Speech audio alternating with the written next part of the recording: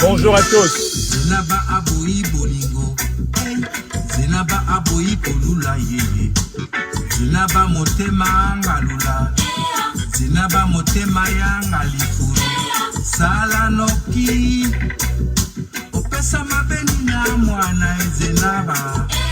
Bonjour à tous. Partagez cette émission. Protégez cette émission.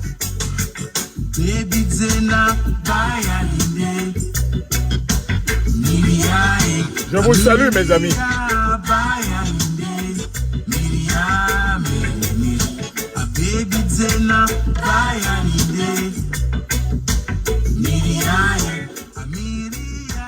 Victoire judiciaire du Mali devant la cour de l'UEMOA contre les chefs d'État de l'UEMOA et de la CEDEAO qui ont mis en place des sanctions illégales, inhumaines et criminelles. Des sanctions illégitimes contre le Mali. La Cour de justice de l'UEMOA vient de donner raison au peuple africain du Mali, au gouvernement de transition du Mali. Que signifie cette victoire judiciaire?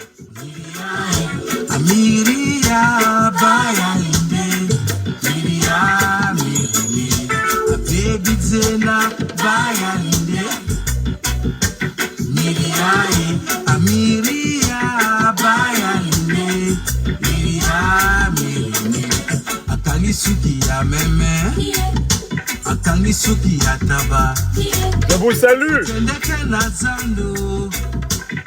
aux États-Unis et dans toute l'Amérique. Je vous salue à travers l'Europe. Je vous salue à travers l'Afrique, l'Asie et toutes les îles du monde.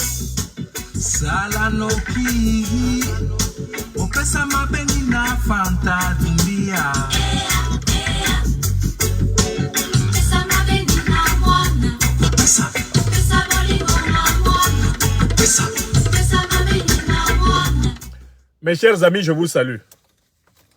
La Cour de justice de l'UEMOA, auprès de laquelle le gouvernement de transition du Mali avait commis ses avocats pour porter plainte contre les sanctions illégales, illégitimes, inhumaines, des sanctions criminelles mises en place par les chefs d'État de l'UEMOA et de la CEDEAO contre le Mali, la Cour de justice de l'UEMOA vient de donner raison au peuple malien, au gouvernement de transition du Mali, et d'ordonner la suspension immédiate des mesures,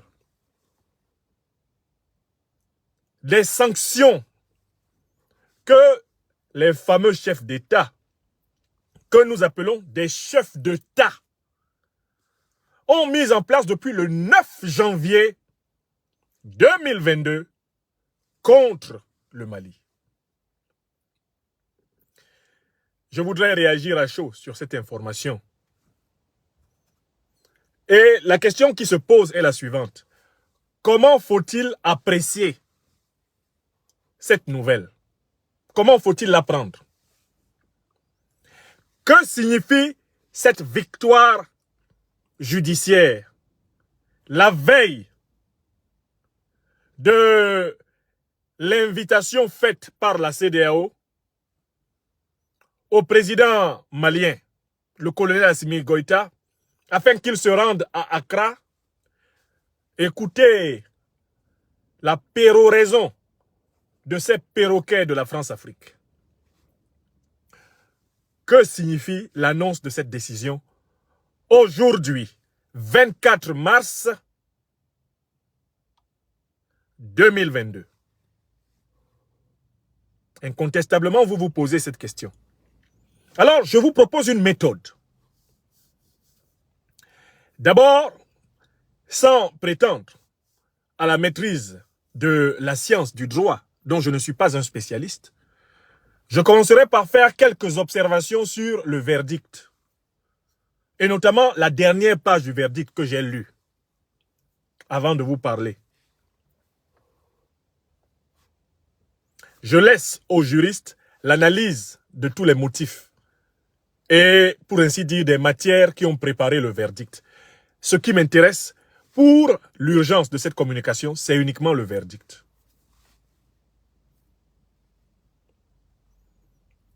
Deuxièmement, je vais me poser la question de savoir pourquoi c'est maintenant que cette victoire judiciaire est annoncée. D'autant plus qu'on sait que demain, 25 mars 2022, se réunit à Accra une supposée conférence spéciale des chefs d'État de la CEDEAO autour du Mali. Et enfin, le dernier élément sera que faut-il faire de cette victoire judiciaire? Quel est l'usage qu'il faut en faire? Et quel est l'usage qu'il ne faut surtout pas en faire? Voilà, mes chers amis, les 3 points de l'analyse que je vous propose maintenant.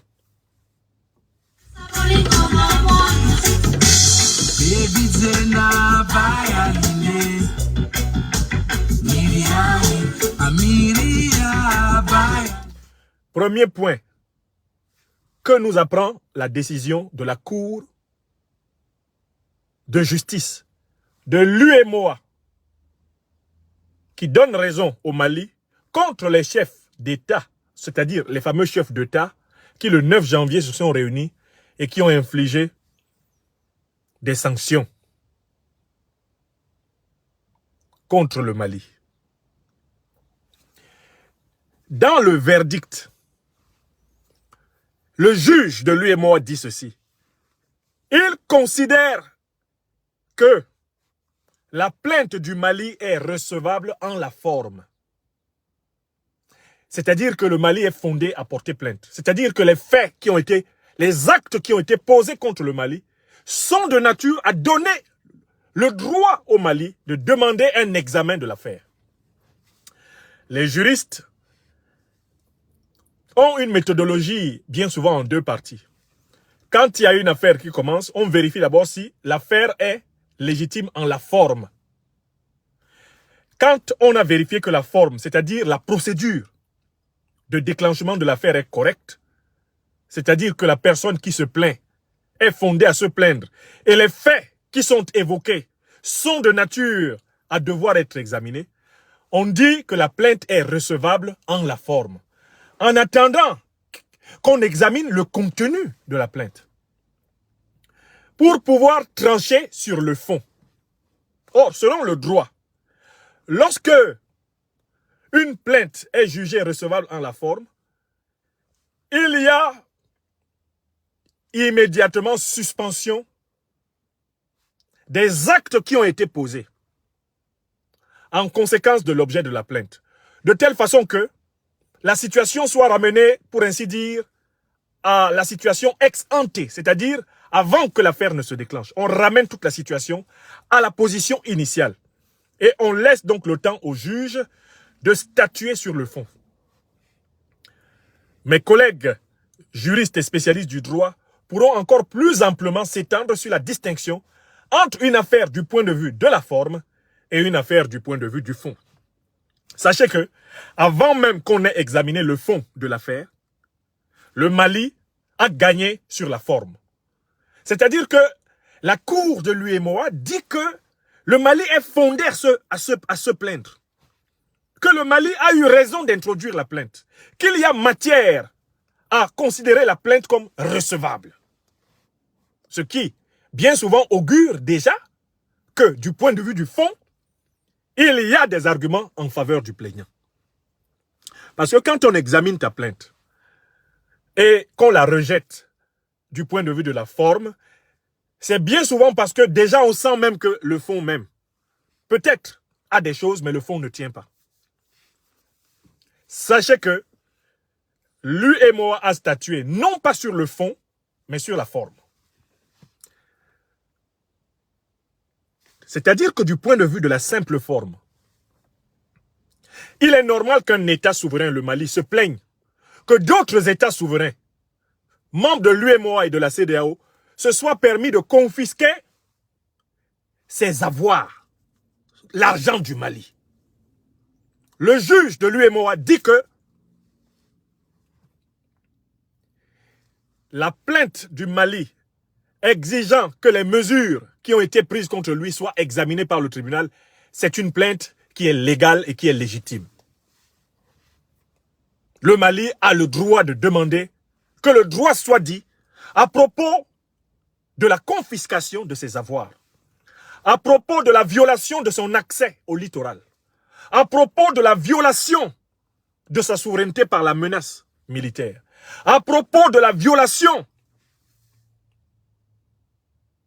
de son autonomie en matière de politique étrangère, de politique internationale. Le tribunal dit, le Mali a le droit de se plaindre. Alors ça, c'est ce que je peux vous dire actuellement, assez rapidement après avoir lu la décision. Le Mali gagne sur la première phase parce que les juges reconnaissent que les faits que le Mali reproche à ces chefs d'État de la CEDEAO et de l'UEMOA, ces faits-là méritent un examen judiciaire. Ce sont des faits suffisamment graves et qui convoquent la sagacité du juge et la mobilisation de la loi. Ok, ça c'est le premier point. Je passe au deuxième point. Mais qu'est-ce qui peut expliquer que, depuis le 9 janvier 2022, le Mali est privé de son argent? Le Mali est frappé par un embargo terrible. Le Mali est menacé d'une force militaire pour faire tomber le pouvoir de transition. Le Mali a vu les pays de la CEDEAO retirer tous leurs ambassadeurs. Le Mali est traité comme un paria. Le Mali est menacé dans ses affaires souveraines comme ses affaires étrangères. Les chefs d'État de la CEDEAO s'étant permis de prétendre qu'ils allaient dicter au Mali avec quelle puissance internationale le Mali aurait le droit de passer des contrats. Qu'est-ce qui explique que depuis le 9 janvier 2022, que le Mali est soumis à cette injustice? Ce soit maintenant que la Cour de justice de l'UEMOA se prononce. Maintenant, je voudrais donner mon appréciation de l'opportunité de la décision actuellement, aujourd'hui 24.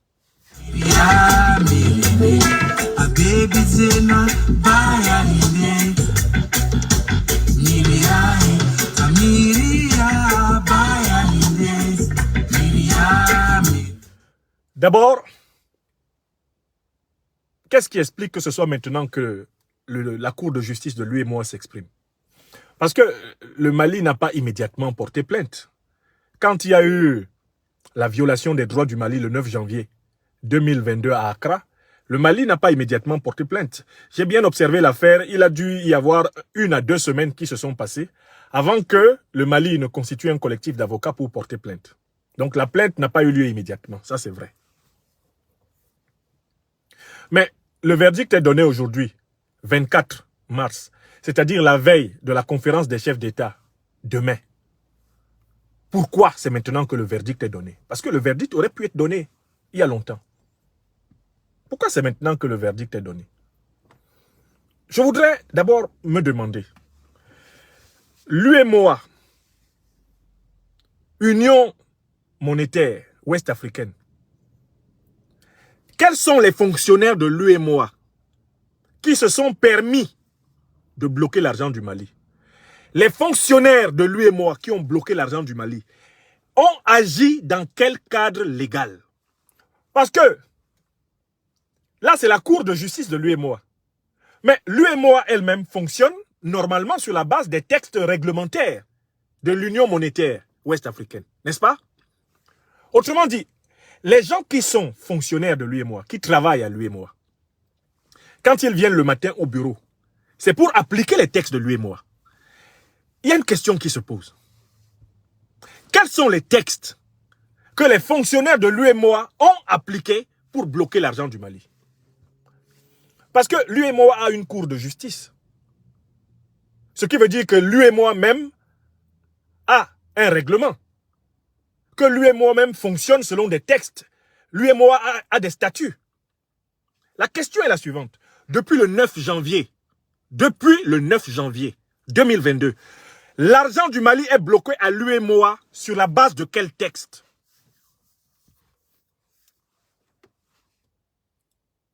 L'argent du Mali est bloqué à l'UEMOA sur la base de quel texte? Et dans la mesure où l'UEMOA est régie par la loi, que faisait la Cour de justice de l'UEMOA quand des fonctionnaires de l'UEMOA se sont mis à violer les règles de l'UEMOA? Parce que, est-ce que la Cour de justice de l'UEMOA n'a pas vocation à se saisir de violations flagrantes du droit de l'UEMOA par des membres quand elle les constate? On arrache l'argent du Mali depuis le 9 janvier. Vous, magistrats de la Cour de l'UEMOA, vous êtes assis. L'UEMOA continue à fonctionner en ayant arraché et confisqué l'argent du Mali. Janvier passe, vous ne dites rien. Février passe, vous ne dites rien. Le Mali introduit finalement sa plainte. Vous ne dites rien, vous attendez la veille de la réunion de la CEDEAO à Accra pour sortir et donner raison au Mali. Donc le Mali avait raison depuis le 9 janvier 2022. Et quand je lis la décision, j'attends de savoir quelles sont les indemnités que ces pays-là et que l'UEMOA qui a violé les droits du Mali doit au Mali. Quand vous confisquez les fonds souverains d'un pays du 9 janvier jusqu'à maintenant, en attendant, vous étiez en train de faire tourner cet argent dans les marchés financiers. Vous étiez en train de faire des bénéfices avec l'argent du Mali. Comme la France fait des bénéfices avec l'argent des Africains stocké dans son fameux compte d'opération. Cet argent est utilisé dans la spéculation financière internationale. Et il rapporte de l'argent. Donc en fait, on a fait de l'actionnariat, on a fait de la spéculation financière, on a fait du boursicotage avec l'argent du Mali depuis le 9 janvier jusqu'à maintenant. Et vous venez juste dire, bon, maintenant on arrête de faire ça. On laisse l'argent des Maliens aux Maliens. Entre-temps, qui paye pour tout le manque à gagner du Mali? Bon, alors, quand vous dites, on met sursis à exécution, vous mettez sursis à exécution, qu'en est-il des conséquences? Depuis le 9 janvier. 9 janvier 2022, 24 mars, qui paye? Parce qu'entre-temps, le Mali doit fonctionner. Qui paye? Qui paye pour ce que vous avez fait? Alors, dans la deuxième partie de mon intervention, sans entrer dans les arguties et les arguments du droit, et je les laisse aux spécialistes, je constate que l'UEMOA s'est comporté dans cette affaire à la fois comme juge et comme partie. Qui a violé les droits du Mali, l'UEMOA? Qui condamne la violation des droits du Mali? La Cour de justice de l'UEMOA. Vous n'avez pas l'impression qu'il y a un petit problème? Vous n'avez pas l'impression qu'il y a un petit problème lorsque une organisation, une institution financière interétatique viole pendant plus de 2 mois les droits d'un État et il n'y a aucune procédure interne pour empêcher cela? Il faut la plainte de l'État en question pour que les instances judiciaires de l'UEMOA donnent enfin raison au Mali. Et ça fait 2 mois pratiquement qu'ils sont passés. Des gens sont morts. Des médicaments n'ont pas été achetés. Des dettes d'entreprises à l'intérieur du Mali n'ont pas été payées à cause de vous. Et vous venez juste dire que vous mettez un sursis à l'exécution des sanctions en attendant d'examiner le fond. Donc moi, je voudrais vous dire, l'UEMOA est une organisation anti-africaine. Le verdict de la Cour de justice de l'UEMOA est un verdict aussi minable que le fonctionnement de cette UEMOA. Je recommence. Pour moi, le verdict qu'ils ont donné, il est aussi minable que leur fonctionnement. Car d'abord, au nom de quel texte, depuis le 9 mars, l'argent du Mali est bloqué? Au nom de quel texte? Il faut d'abord que les fonctionnaires de l'UEMOA, les soi-disant chefs d'État des pays membres de l'UEMOA qui ont confisqué l'argent du Mali viennent expliquer le texte qu'ils appliquaient depuis le 9. Parce que quand on dit que la plainte est recevable en la forme, moi je trouve que c'est une foutaise. Qu'est-ce qui se passe au fond depuis le 9 janvier? Est-ce que la Cour de justice n'est pas au courant pour se permettre de remettre à plus tard l'examen au fond? Est-ce que du point de vue de l'examen au fond, c'est compliqué à savoir qui a tort dans cette affaire? Et qui paye? Qui est la victime? Le peuple malien? Donc, pour ma part, la Cour de justice de l'UEMOA vient de révéler que l'UEMOA est une organisation incongrue. Et donc, j'en viens à la troisième partie.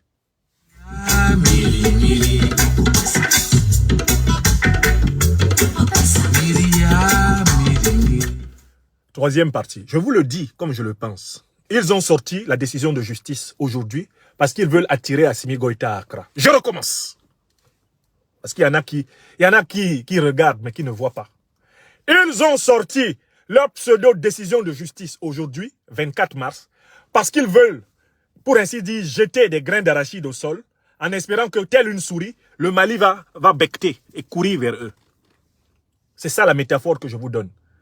Leur décision de justice, là, c'est comme les grains d'arachide jetés au sol pour attirer une souris vers la trappe qui va l'étrangler. Ce n'est pas sorti aujourd'hui 24 par hasard. C'est sorti aujourd'hui 24 pour donner de l'espoir à la transition du Mali. Pour que la transition du Mali rentre dans le piège qui lui est tendu à Accra. Et qu'elle vienne recevoir les instructions de la néocolonie. Nana Akufo-Addo est l'exécutant des 4 volontés du président français. Alassane Dramane Ouattara est l'exécutant des 4 volontés du président français. Ce sont eux qui tiennent actuellement la CEDEAO en otage pour le néocolonialisme français. La réunion d'Accra est une convocation néocolonialiste pour demander à Assimi Goïta de se soumettre en tout point à la volonté néocoloniale.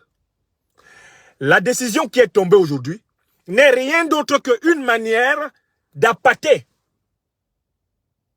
d'allécher et d'amener Assimi Goïta à se pourlécher pour rentrer dans le dispositif coercitif de la France-Afrique qui l'attend à Accra. C'est dans cette même ville d'Accra qu'ils ont pris le 9 janvier 2022 des décisions illégales, illégitimes, inhumaines, criminelles contre le Mali. Et c'est dans cette même ville qu'ils veulent amener Assimi Goïta à se soumettre à leur volonté, dans le cadre de la stratégie du rouleau compresseur qu'ils ont élaboré. Alors pour cela, croit-il, pour l'appâter, pour l'endormir, il faut lui faire miroiter le retour à la normale. Je dis bien, lui faire miroiter. Voilà pourquoi on dit, le Mali a gagné sur la forme. J'ajoute que les chefs d'État de la CEDEAO et de l'UEMOA sont connus pour ne pas respecter les verdicts de la justice internationale. Alassane Dramane Ouattara, que vous voyez là, a été condamné 4 fois par la Cour africaine des droits de l'homme, à laquelle la Côte d'Ivoire était adhérente et dont la Côte d'Ivoire avait ratifié le protocole au moment des jugements. Alassane Ouattara est venu publiquement dire que les décisions de la Cour africaine des droits de l'homme, qui est pourtant reconnue par l'Union africaine, qui est une cour de l'Union africaine, Alassane Ouattara a dit que cette décision était nulle et de nul effet en Côte d'Ivoire. Je voudrais attirer l'attention des Maliens qui croient que la cour de l'UEMOA a sorti la fumée blanche. Sachez que la France-Afrique et ses vassaux locaux ne respectent pas le droit international africain. Sachez que la France-Afrique et ses vassaux locaux ne respectent pas les décisions des juges africains. Nous en avons moult preuves. Ouattara a été condamné à libérer nos camarades de Génération et Peuple Solidaire. Il a refusé.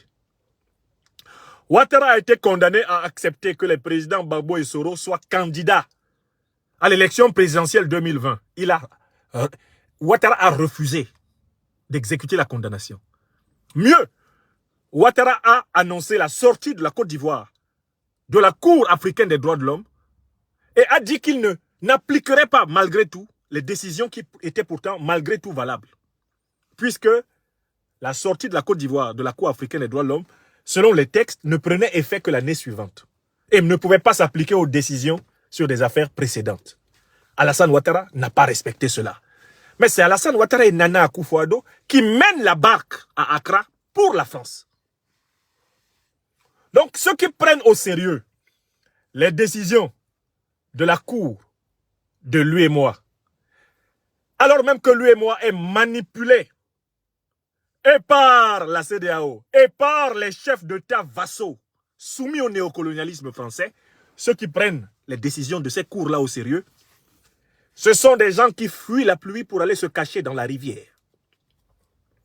Quand il pleut là, que tu ne veux pas être mouillé, ça ne sert à rien de courir pour plonger dans une rivière, attendre que la pluie finisse, puis tu ressors.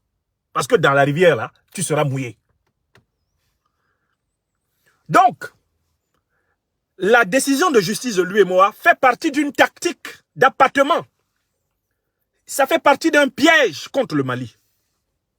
D'où je conclus que la transition malienne doit récupérer ce qu'elle peut récupérer en vertu provisoirement ou non du droit. Mais la transition malienne n'a pas le choix. Car le problème de fond n'oppose pas la transition malienne à l'UEMOA, ni la transition malienne à la CEDEAO. Le problème de fond oppose le gouvernement de transition du Mali à l'actuel gouvernement français, qui tient à maintenir la mainmise de la puissance française sur le Mali, en tant que la France considère que le Mali fait partie de son précaré et de sa zone d'influence. Le problème se situe à ce niveau. L'UEMOA et la CEDEAO sont des institutions vassales du néocolonialisme français et occidental. Donc, les décisions de la Cour de justice, de l'UEMOA ou des cours de la CEDEAO n'engagent plus que ceux qui y croient. Le fond du problème du Mali est le suivant. Pour combattre le terrorisme, le Mali reste-t-il dans sa coopération privilégiée avec la Russie? Oui ou non? Tout ce pourquoi ils invitent Assimi Goïta demain à Accra, c'est que Assimi Goïta vient dire qu'il renonce à sa coopération avec la Russie. D'autant plus qu'ils ont un problème. Ici, en Occident, ils ont décidé de se passer du gaz et du pétrole russe. Mais s'ils se passent du gaz et du pétrole russe, où est-ce qu'ils vont en trouver? Où est-ce qu'ils vont trouver de l'uranium? Où est-ce qu'ils vont trouver du combustible pour faire fonctionner leurs économies? C'est en Afrique. Donc, plus que jamais, le néocolonialisme et l'impérialisme occidentaux tiennent à contrôler l'Afrique. Car c'est la condition pour pouvoir faire face au duel qu'ils ont engagé avec leurs fournisseurs d'énergie russes. On convoque donc de toute urgence Assimi Goïta à Accra pour lui dire: tu lâches les Russes, tu reviens avec nous, oui ou non? On le convoque là-bas que pour ça. C'est pas une affaire d'UEMOA, c'est pas une affaire de CEDEAO, c'est une affaire de géopolitique monde. On le convoque là-bas pour lui dire: tu fais entrer les mouvements de la rébellion pro-France-Afrique dans le gouvernement d'union nationale, oui ou non? Si c'est oui, tu as une chance de survie avec nous. Si c'est non, on va continuer à te saboter, à te combattre jusqu'à ce que vous allez dans le pire. On le convoque, Assimi Goïta, pour ça. On ne le convoque pas pour autre chose. On ne convoque pas Assimi Goïta à Accra pour discuter de l'UEMOA CEDEAO. Non. Ceux-là, ce sont des détaillants. Le grossiste est derrière. On convoque Assimi Goïta pour lui demander de se séparer de son bras droit civil. Le Premier ministre, Choguel Kokala Maïga, qui est présenté à Paris comme étant trop radical. On le convoque pour ça. Pour lui demander de se démembrer, de décapiter sa propre transition. On convoque Assimi Goïta pour lui demander de faire que le coup d'État du Mali ressemble un tant soit peu à celui de la Guinée, qui est un coup d'État franco-compatible, à celui du Burkina Faso, qui est un coup d'État franco-compatible. Bref, on souhaite que le Mali ressemble au coup d'État de Côte d'Ivoire, Alassane Ouattara étant un putschiste civil, Au coup d'État du Tchad, les putschistes militaires seront étant au pouvoir au Tchad avec la bénédiction de Paris. Au coup d'État du Niger, Bazoum, un truqueur d'élection, étant au pouvoir avec la bénédiction de Paris au Niger. Au coup d'État du Togo, Gnassingbé Yadema, Fort Gnassingbé, pardon, étant au pouvoir grâce au coup d'État, avec la bénédiction de la même France-Afrique. Il faut que ça ressemble au régime de Talon qui vote moutonnièrement derrière l'Union européenne et derrière la France, à l'Assemblée générale des Nations unies. En fait, la réunion d'Accra n'a pour but que de, pour ainsi dire, poser à Assimi Goïta, président du Mali, un ultimatum de la dernière chance. Il s'agit de l'appeler pour lui dire, maintenant, tu fais ce que nous voulons depuis le 9 janvier, ou alors tu ne fais pas, nous déclenchons contre toi la lutte à mort. C'est tout. Tous ceux qui se laisseront donc endormir, tous ceux qui se laisseront donc flatter, tous ceux qui se laisseront donc griser par les déclarations du juge de lui et moi, ils n'auront que leurs yeux pour pleurer quand ils auront encore une désillusion. Personnellement, le cap du Mali, c'est lutter contre les terroristes sans s'appuyer sur ceux qui les ont fait venir. Le cap du Mali, c'est aller vers sa propre monnaie. Si le Mali peut récupérer ses avoirs à lui et moi, il faut rapidement transformer ses avoirs en or ou en monnaie, en réserve de change sûre. Il faut se préparer à quitter le franc CFA. Et ça ne va pas se faire en cachette. Il faut se lever à midi et dire, nous allons nous baser sur notre monnaie. Nous allons nous baser désormais sur notre monnaie. En Afrique, il n'y a plus une puissance étrangère qui va contrôler notre monnaie. Soit nous avons une monnaie collective sous-régionale que notre propre banque centrale gouverne de manière flexible et on fait une monnaie collective, soit chaque pays a sa monnaie. Et sa propre banque centrale pilote sa monnaie. Voilà ce que l'Afrique et le peuple du Mali peuvent espérer de la transition aujourd'hui. Troisièmement, que la transition persiste dans la lutte pour la paix et la sécurité avant l'organisation d'élections qui permettront de refonder les institutions. En attendant, le peuple malien, les peuples africains, les véritables amis européens, asiatiques et américains des luttes africaines doivent assister la transition du Mali, soutenir la transition du Mali pour qu'elle atteigne cet objectif.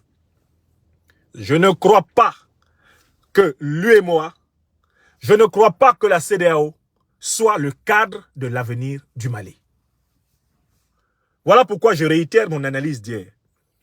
Pour ma part, le président Assimi Goïta n'a rien à voir à Accra. Ils n'ont qu'à lever toutes leurs mesures illégales, illégitimes, inhumaines, tout seuls. Ils n'ont pas besoin d'Assimi Goïta. La preuve, c'est que leurs mesures, des gens qui ont annoncé des transitions de 36 mois au Burkina, ne sont pas sous ces mesures. La Guinée qui dit même qu'elle n'a pas de délai. Sa transition va durer le temps qu'elle va durer. Il n'y a aucune mesure de cette nature.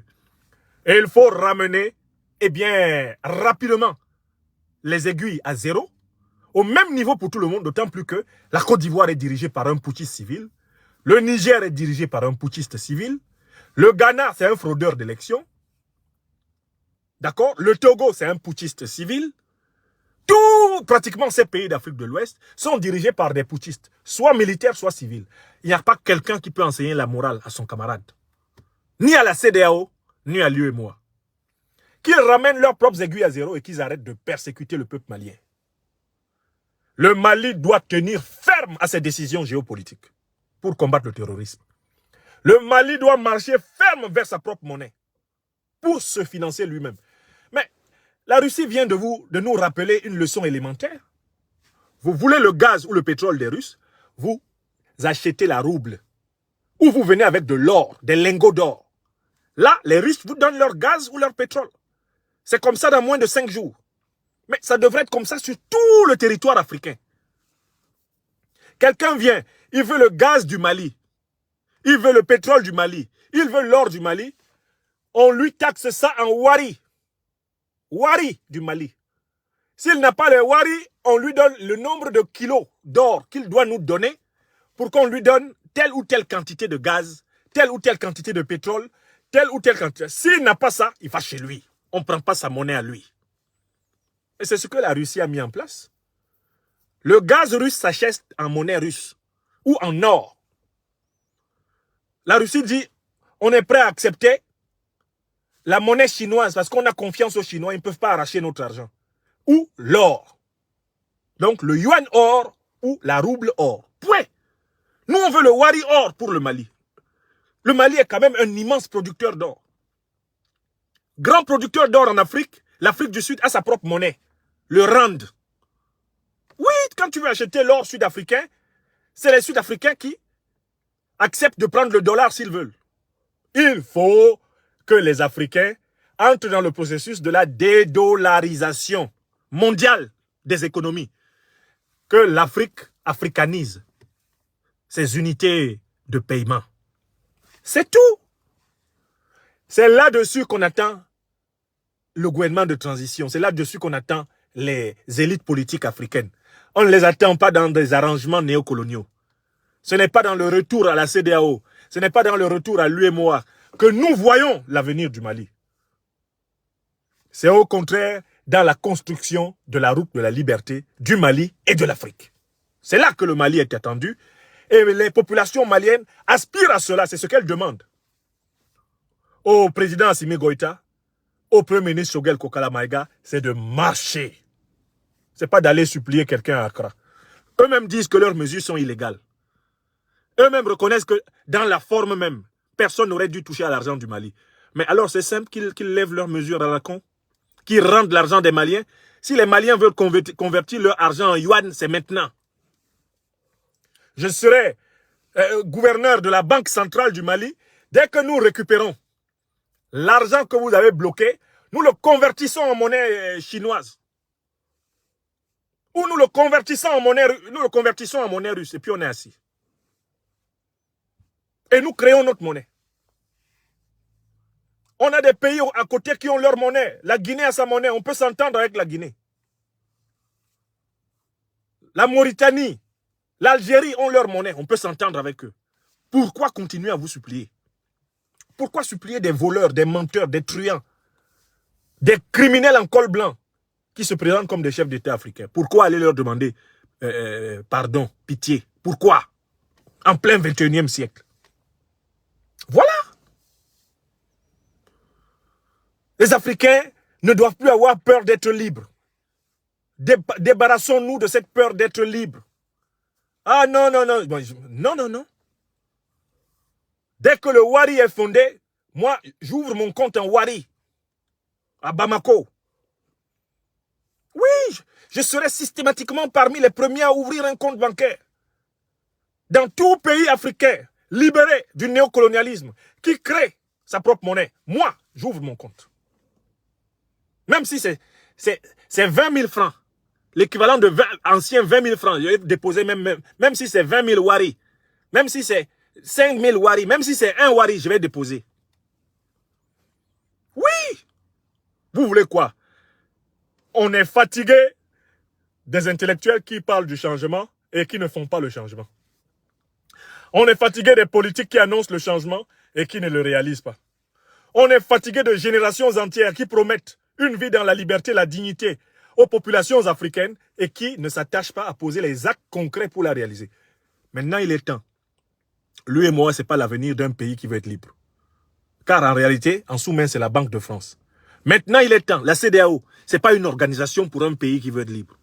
C'est maintenant qu'il est temps.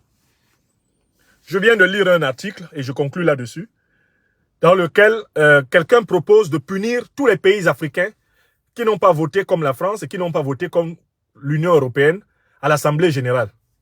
Les punir en les sortant du système SWIFT. J'ai dit, voilà quelqu'un de bien. Si ça peut botter le cul à nos dirigeants pour les obliger à créer une zone monétaire africaine indépendante, c'est maintenant. Donc je voudrais supplier les extrémistes financiers occidentaux. S'il vous plaît, excluez toute l'Afrique si vous voulez du système SWIFT. Soyez gentils. Videz tous les Africains du système SWIFT. Ça va obliger les Africains à créer leur zone de circulation monétaire. Ça va les obliger à chercher une circulation monétaire alternative. Parce que l'extrême dépendance mentale, intellectuelle, théorique, économique, financière, spirituelle, psychologique des Africains, elle a atteint un tel point que il faut finalement des décisions méchantes des Occidentaux pour que les Africains s'assument. Donc je dis, à quelque chose, malheur est bon. Oui, faites la liste des États africains qui n'ont pas voté oui aux sanctions contre la Russie. Excluez-les tous de SWIFT. Allah Koubarou. Ça là, ça serait une bonne nouvelle. Le jour là, non. Je bois un bon petit vin. Ce sera une très bonne nouvelle parce que tout ce monde-là va être obligé donc de mettre en place un système de paiement africain autonome. Tout ce monde va être obligé de faire comme la Russie fait. Tu veux mon gaz, tu donnes les roubles. Tu n'as pas les roubles, tu dégages. Tu vas chercher de l'or, les lingots. Tu n'as pas les lingots, tu dégages. Ne viens pas me voir avec les euros ou les dollars. Non, non, non, je ne veux plus voir ça. Tu me payes dans ma monnaie. Ou tu passes. Ou alors tu me donnes de l'or pur. Je vérifie que c'est vraiment du bon or. Ok. Je te donne ce que tu veux.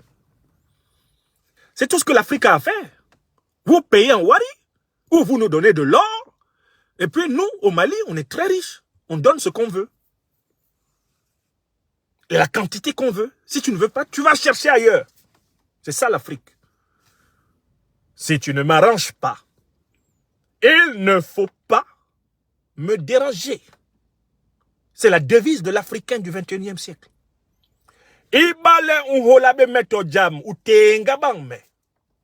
Voilà comment on dit ça en Bassa. Tu ne me sais à rien. Ne me dérange pas. L'Afrique ne demande que cela. Que ceux qui ne lui servent à rien ou qui lui servent à la rendre rien, circulent. Circulez. L'Afrique, son objectif, je l'ai déjà dit, mais je vais y consacrer un livre que j'espère assez profond. Ce n'est pas la démocratie. On a vendu ce mensonge tout au long du XXe siècle aux Africains. L'objectif, c'est d'aller vers la démocratie. Non! Ce n'est pas un objectif africain. Parce que le pouvoir démocratique n'est pas assez juste.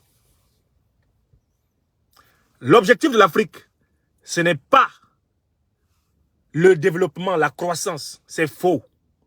Tout au long des siècles précédents, on a dit aux Africains qu'une civilisation était accomplie quand elle était hyper développée. C'est faux.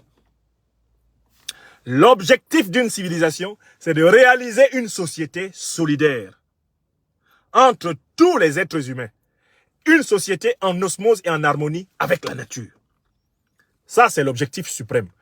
Les deux outils pour réaliser la société humaine solidaire, c'est d'une part la justice politique à tous les niveaux. Et de l'autre part, la haute connaissance, la haute science. Donc, nous avons notre triangle africain de valeurs. Le triangle mahatique, qui est l'espace de la dynamique civilisationnelle africaine. Ce n'est pas la démocratie, on n'est pas dedans. Ça ne correspond pas aux aspirations profondes de la civilisation africaine. Nous, c'est la Mahat. Nous voulons bâtir des sociétés solidaires et nous voulons utiliser pour cela deux instruments. La justice politique et la haute recherche, la haute connaissance. La justice et la vérité. Avec la justice et la vérité, nous voulons construire des sociétés mahatiques. L'objectif de l'Afrique, c'est Mahat. Écrivez ça. Écrivez ça. Ce n'est pas la démocratie, ce n'est pas le développement. La civilisation africaine n'a pas vocation à l'accumulation matérielle indéfinie.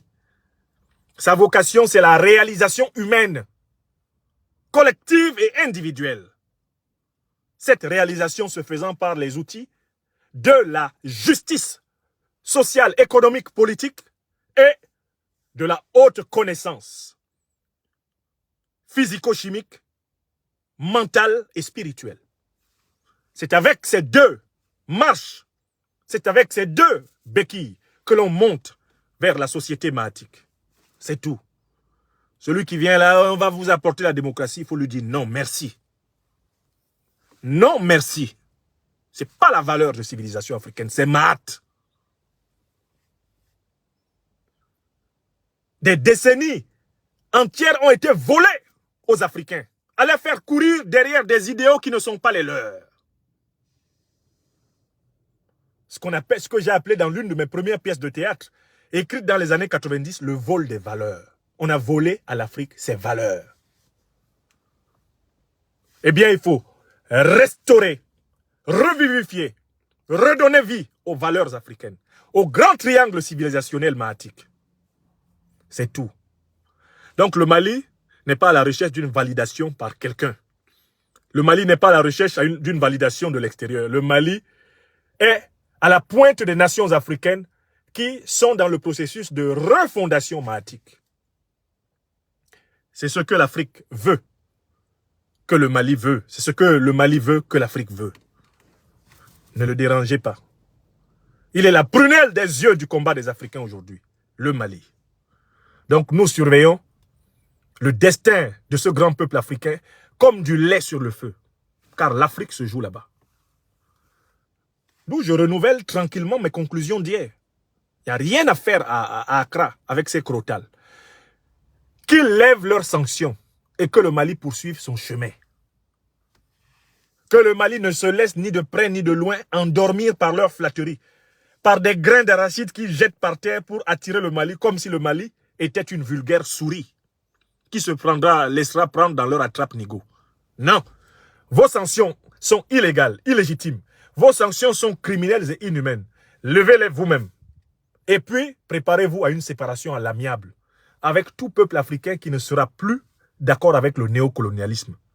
Séparation à l'amiable, chacun sa route. Vous continuerez à courir vers la démocratie, la croissance, le développement et les crédits du Fonds monétaire international et de la Banque mondiale.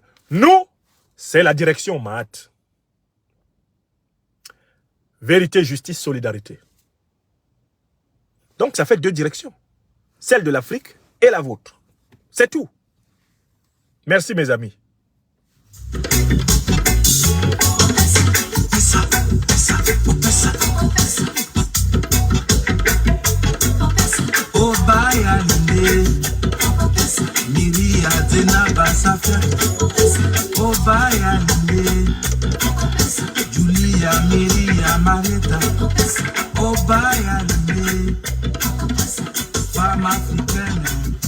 Que Dieu bénisse le Mali, que Dieu bénisse l'Afrique, que Dieu nous bénisse, que Dieu vous bénisse, mes amis. Ainsi soit-il.